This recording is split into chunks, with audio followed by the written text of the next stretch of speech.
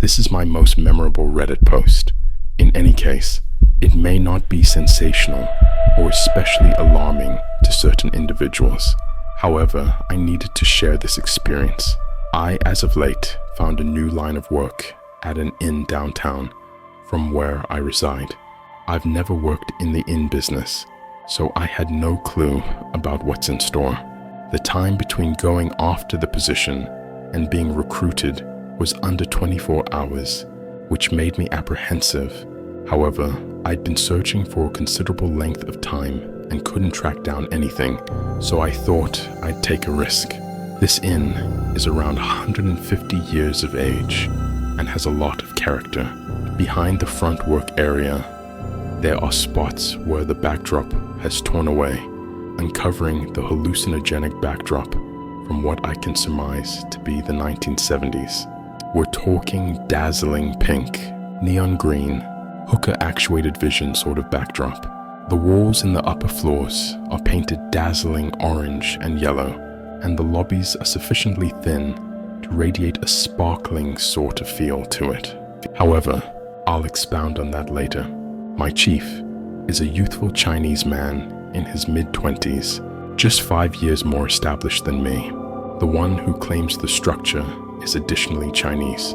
Furthermore, in a real sense, a mobile generalization, the proprietor is well disposed and kind to the representatives. But on the other hand, he's rich enough that he couldn't care less on the off chance that the inn isn't satisfactory. I realized, as of late, that he additionally possesses one of the more desolate malls downtown. So this could make sense of the under 5-star nature of the inn, presumably around a 3.5 star, as I would see it. Certain individuals depict the spot as curious, exceptional, brimming with character, while others portray it as obsolete or disheartening. As a set of experienced lovers, I would concur that the spot is brimming with character, but I likewise figure the proprietor ought to be somewhat more worried about keeping the spot clean. There are bunches of issues in this inn, including mice, broken latrines, falling roof tiles, spills, and other bad dreams. The fancier rooms on the upper floors have genuine chimneys in them, so that adds the gamble of flames on account of reckless visitors. Mice are a typical issue, and I'm grateful the visitors don't need to see every one of the dusty snares loaded up with dead rodents in the cellar. However, by a long shot, the most fascinating part of the lodging is that it should be spooky. There are 2 phantoms that have been accounted for in the structure, as well as the budding bar nearby. A while ago, when the lodging was first constructed, it had the standing of being a finished jump. A woman presently named Woman Churchill passed on in the lodging, and her soul evidently waits in the spooky room 49. Visitors will every so often smell her scent or see her face in the mirror. Perhaps the most incredibly startling story included somebody opening the entryway just to have Woman Churchill fly at them in fierceness. On my most memorable day, when my manager visited me around the lodging, he guided me out the spooky room toward me. Woman Churchill has likewise been spotted at the chimney in the bar, contending with her beau. The other occupant phantom, Brady. Brady was wounded to death on a storm cellar flight of stairs.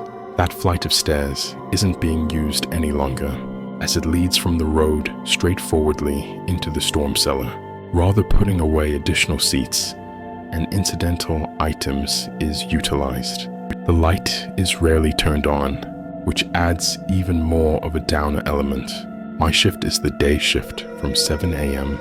to 3 p.m. Each day when I come in, I need to check the whole inn without help from anyone else looking for vagrants resting in the back flight of stairs or attempting to get in through the cellar. I'm not a scary individual. I'm a short female, not in great shape, and excessively well disposed to my benefit. Assuming I did find somebody concealing in the inn What was I expected to do about it? I don't know which creeps me out more. The way that I'm circumventing searching for individuals who ought not be there, or the possibility that I need to stroll through dull and quiet regions known to be spooky without anyone else. My compass of the lodging incorporates every one of the 4 stories of visitor rooms: the kitchen, the back flight of stairs, the storm cellar flight of stairs, and the cellar. To give you some specific circumstance, the back flight of stairs fills in as an emergency exit, interfacing every one of the floors together. It goes straight down to road level. It's dependably cold and echoey in there, and as I said previously, loaded with dead mice. At the point when I was first told about the spooky flight of stairs, I erroneously thought they implied the emergency exit steps as they go down to storm cellar level. The 4 stories for visitor rooms, in the entirety of their disregard in brilliance, are molded like a square horseshoe, and that implies a sizable amount of visually impaired corners where frightening twins could unexpectedly show up. Woman Churchill's spooky room is toward the finish of the corridor, around one of these visually impaired corners, and indeed, I really do contemplate that each time I search the inn. There is a lift and an inside flight of stairs, the one visitors should utilize. Behind the lift is this old interfacing corridor that essentially fills no need any longer. Previously, it might have been valuable, yet presently, it simply fills in as a mysterious way that goes behind the lift and emerges at the opposite finish of the horseshoe. This corridor particularly should be looked for vagrants, lushes, or individuals having intercourse. The storm cellar is by a long shot the creepiest piece of the inn.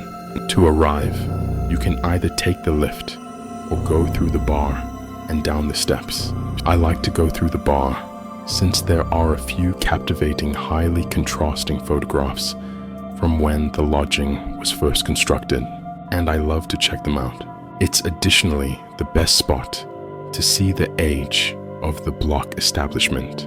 At any rate, the cellar is utilized for putting away lager barrels, kindling, grower pots, housekeeping things, and upkeep instruments, in addition to other things. It's typically abandoned. Now that I know the dim, unused cellar flight of stairs is where Brady's soul should be, I think I'll attempt to invest even less energy down there. This week is my second 7-day stretch of work, and my supervisor has placed me on the evening shift to make sure I can get a feeling of what it resembles on the off chance that I need to cover anyone later on. Yesterday was my most memorable late shift, and in that time, I took in an entire pack of things I would have rather not known from the woman I worked with. This lady, we should call her Peggy, has been at the inn for a very long time. She's seen everything to see and is notable for her accounts. I've paid attention to a portion of these accounts, and truly, a piece of me believes she's loaded with poop. Yet, the other part will carefully trust her if it's valid. Here are a few things I found out about the lodging in the range of one shift. The man I'm trading was not really terminated for ongoing delay, as my supervisor had told me, however, rather for inappropriate behavior. The head of housekeeping, a man I coexist with well overall, is a companion of his. The other day, Peggy got a medication fiend established around in the confidential administrative center at nighttime. We investigated the security film, and he was certainly looking for something.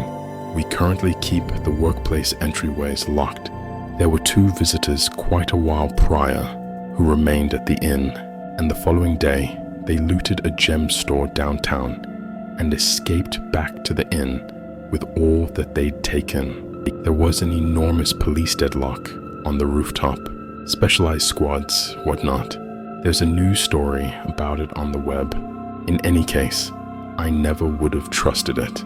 The bedrock of the inn can be found in the engine compartment. There's a slight hole that has been updated on the upper right corner that interfaces straightforwardly to the road.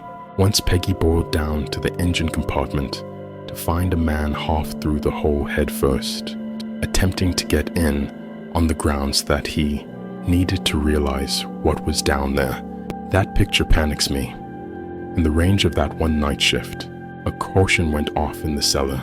The police appeared at the bar, and a visitor obnoxiously manhandled the day staff over a non-existent transport to the clinic. Actually, no, not an emergency vehicle, a bus. Taking the transport was underneath him, I assume, and at my bus station after my shift, a man was shooting up openly. My city has a medication plague continuing at present. My transport required 30 minutes to show up, and when I got off at my stop, it was all around as hazy as a quiet slope. I felt like I ought to be searching for Michael Myers or Jason Voorhees. It is October, all things considered. That is one night shift down. I have one more this evening and another the following day. On the off chance that whatever else fascinating occurs, I'll keep you all refreshed. I generally simply needed to get this out into the open. It's astounding how different the inn is after 3 p.m. A lot stronger. That is without a doubt because of the bar on one side and the bar on the other. Everybody I've become more acquainted with during my most memorable 7-day stretch of work has proactively returned home, leaving me with lushes, outsiders, and Peggy's insane stories.